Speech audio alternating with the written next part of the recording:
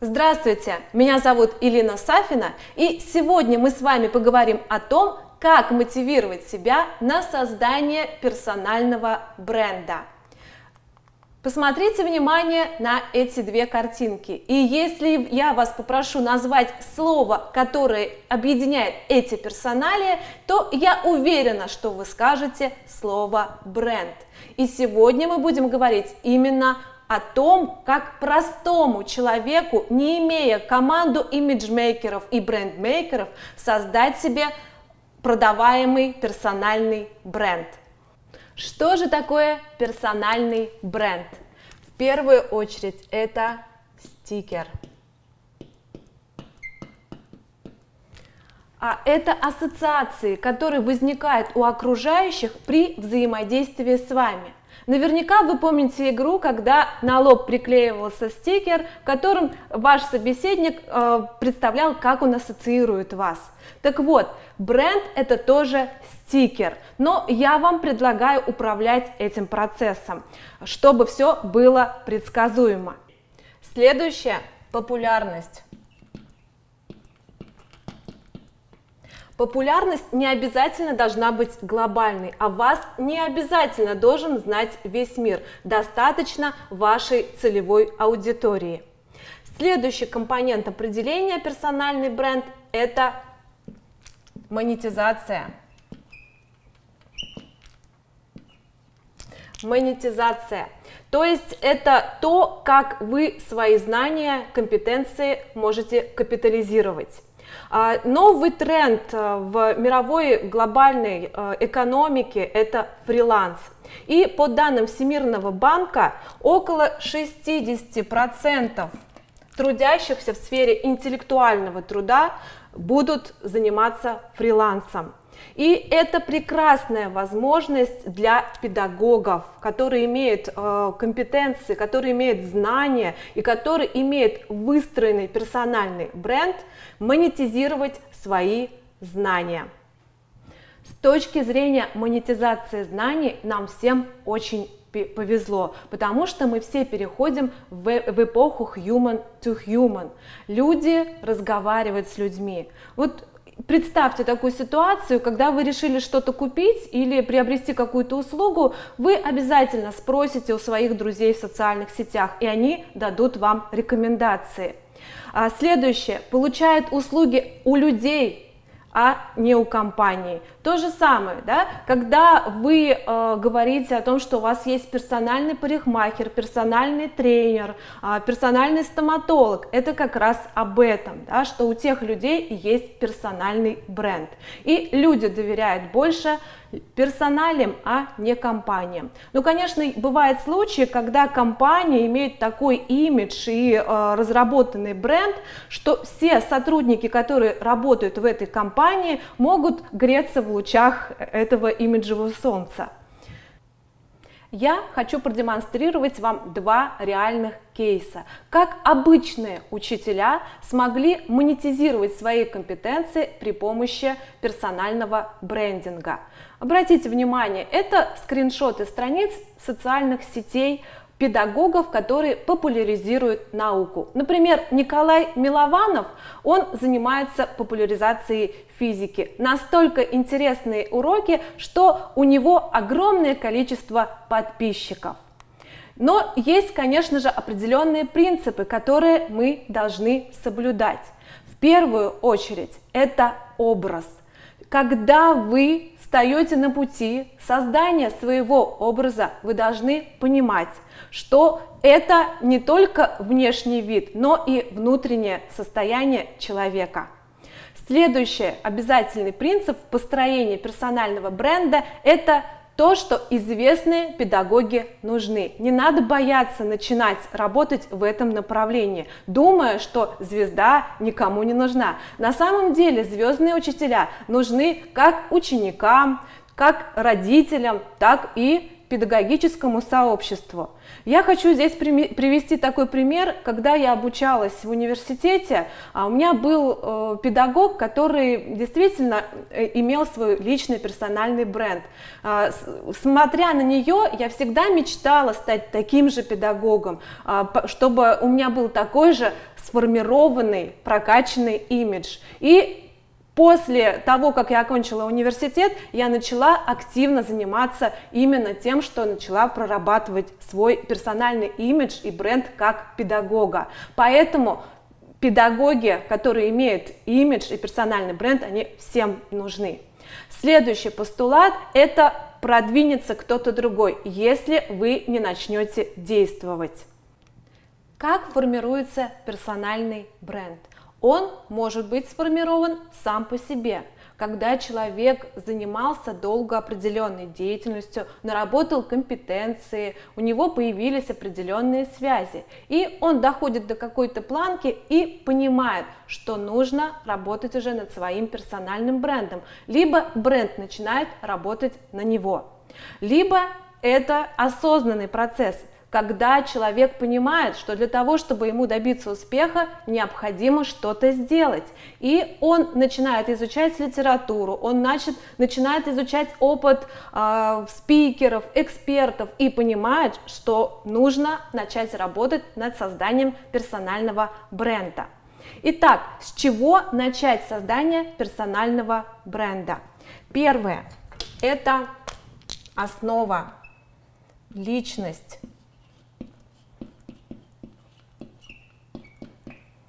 Ну, есть опыт хороших педагогов, есть опыт хороших ученых, но, к сожалению, не все педагоги и не все ученые могут работать над своим брендом. Кому-то это просто не нужно. Например, Перельман, известный математик, он многое бы мог передать своим детям, но, к сожалению, он социофоб, и его знания, его опыт остается с ним. И в личности особое влияние на создание персонального бренда, конечно же, отводится эмоциональности человека. Чем он более эмоционален, чем он более открыт, тем проще ему будет сформировать свой путь в брендинге. Ценности также играют большое влияние. Следующий пункт – это профессиональные компетенции. Если вы владеете определенными профессиональными компетенциями, вы должны их развивать, вы говорить должны об этих компетенциях на широкую публику. И следующий компонент – это видение. Видение – это о том, как вы видите себя через определенный промежуток времени, как вы видите, будет строиться ваша карьера, как будет работать ваш персональный бренд в ближайшем будущем. Первым шагом на пути достижения вашей цели должен стать самоанализ и анализ своего положения. Вы должны проанализировать, какие ресурсы у вас есть. Есть ли у вас время для того, чтобы методично выстраивать свой персональный бренд? Имейте в виду, что это требует достаточно длительного времени. Есть ли у вас энергия для того, чтобы его развивать? Следующий пункт – это угрозы. Вы должны понять, что с ростом вашей публичности растет внимание к вам. Поэтому странички в социальных сетях должны быть строго выверены. Будет угроза потери вашего личного времени и, возможно, личного пространства. Вы должны проанализировать свои профессиональные достижения. Возможно, у вас их много, но вы должны выбрать какое-то одно направление, которое будете на первых порах целенаправленно развивать. Следующее – это аудит сегодняшнего положения. Очень хороший инструмент – это поисковая выдача. Вы можете воспользоваться Google для того, чтобы узнать, насколько вы представлены в социальных сетях. Забиваете свое имя, фамилия, отчество в поисковую выдачу и просматриваете, на скольких страницах выделяется ваша фамилия, имя, отчество. Если это 2 страницы Google, то я вас поздравляю, вам предстоит намного более легкий путь. Следующее – это социальные сети. Вы должны проанализировать свои социальные сети. Если вы уже стоите на пути формирования своего персонального бренда, то вы должны строго следить за тем контентом, который у вас представлен в вашем аккаунте. Никаких кошечек, различных пристрастий политических, сугубо профессиональные интересы. Но, конечно же, в социальных сетях вы можете представить то, что отражает ваши ценностные установки. Следующее – это анализ лидеров профессии. Вы должны проанализировать, кто в профессии, в вашем направлении добился огромных результатов, положительных результатов, должны использовать этот опыт. Следующее – это анализ своего положения и просмотр слепых зон. Наше время, к сожалению, не позволяет погрузиться в эту методику, но я рекомендую прямо сегодня проанализировать слепые зоны. То есть это то, что известно окружающим, но неизвестно вам о себе. Пройдите эту методику и узнаете много нового для себя. Следующий шаг – это позиционирование и целевая аудитория. Вы должны найти целевую аудиторию. Если у вас будет целевая аудитория, вы будете уже целенаправленно работать. И если вы будете предлагать своей целевой аудитории положительный контент, регулярный контент, то у вас скоро появятся адвокаты вашего бренда. Адвокаты бренда – это те люди, которые рекомендуют вас, которые продвигают вас. Следующее положение в позиционировании – это боли целевой аудитории. Когда врач знает о боли, ему проще справиться с проблемой. И также у педагогов, если вы знаете боли целевой аудитории, вам будет легче выстроить свою тактику работы. Для этого вы можете зайти на форум, например, репетиторов и посмотреть в комментариях, какие оплошности совершали репетиторы. Ну, очень много таких комментариев, как «пришел не вовремя», «отпустил пораньше». То есть вы уже знаете, какая болевая точка у вашей целевой аудитории, и вы исправите эту ситуацию. Следующее – уникальность. Вы должны заявить о своей уникальности. Возможно, у вас есть какая-то уникальная методика преподавания, или у вас есть уникальная методика разработки проектов. Вы должны обязательно об этом сказать и продемонстрировать это. Следующее – это отстройка от коллег-конкурентов. Действительно, на рынке образовательных услуг довольно много представителей той или иной специальности, той или иной дисциплины. Поэтому вам нужно понять, чем вы отличаетесь от своих коллег и давать более уникальный контент. Следующий шаг – это упаковка. У вас обязательно наготове должна быть лифтовая презентация или elevator pitch. Это краткое изложение сведений о себе, именно в позитивном ключе и в профессиональном ключе. Лист достижений, профессиональное портфолио, продуктовая линейка должны обязательно быть у вас наготове и представлены желательно в вашем аккаунте в социальных сетях. Внешний вид, визитки, фотосессии – это все также является элементами формирования бренда педагога. Кроме того, вам надо сформировать доверие ваших клиентов. У вас обязательно должны быть сформированы кейсы. То есть это те результаты, которые дали ребята, с которыми вы занимались, например, в качестве репетитора. Это отзывы, это может быть какие-то мероприятия для целевой аудитории, которые не делают другие эксперты. Вы можете продвигаться онлайн, и сейчас для этого есть все возможности. Я хочу сказать, что продвижение онлайн происходит намного быстрее, чем продвижение офлайн. Здесь вам необходимо просмотреть очень внимательно свою личную страницу, оформить главную страницу, выбрать фотографию, которая показывала бы вас в выигрышном цвете. Имя должно быть обязательно реальное, обязательно ссылки на аккаунты и группы, должна быть персональная информация о себе, то есть тот же elevator pitch. Фотогалереи, подписки, друзья, посты – это все играет на создание вашего личного бренда.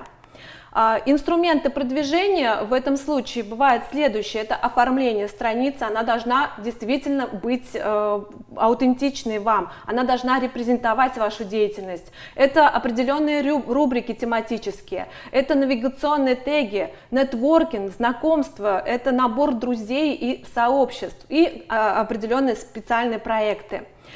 Также можно продвигаться офлайн. Это в первую очередь экспертная деятельность, когда вы участвуете в профессиональных мероприятиях, когда вы участвуете в конкурсах или профессиональных премиях. Там происходит знакомство, там происходит нетворкинг и завязывание полезных связей. Также вы можете принимать участие в профессиональных рейтингах. Если мы берем репетитора, то это рейтинг репетиторов. Вы можете состоять в профессиональных клубах. У нас в Башкирии, в Уфе есть много прекрасных клубов для педагогов, которые поддержат вас и дадут вам экспертности. Это публикации в электронных средствах массовой информации, в профессиональных газетах и журналах. Не бойтесь, не стесняйтесь, активно работайте в этом направлении.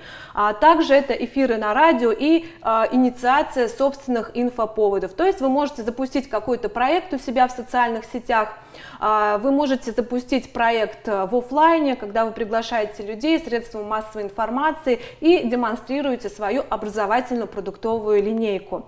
И следующий шаг – это монетизация своего персонального бренда. Я уже говорила, что сейчас быть педагогом не только модно, да, но и выгодно. Вы можете заниматься репетиторством, вы можете записать свой онлайн-курс, вести консультации, сейчас они проходят онлайн и офлайн.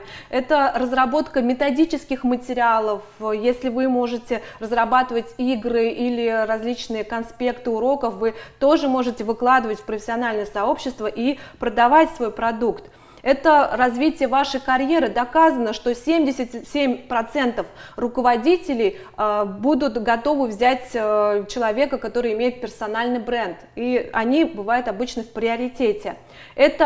Это нетворкинг, то есть вы завязываете полезные связи, которые дадут вам возможность развиваться еще дальше. Ну и, конечно, другие социальные ресурсы, административные ресурсы, которые помогут вам построить вашу карьеру еще более успешно.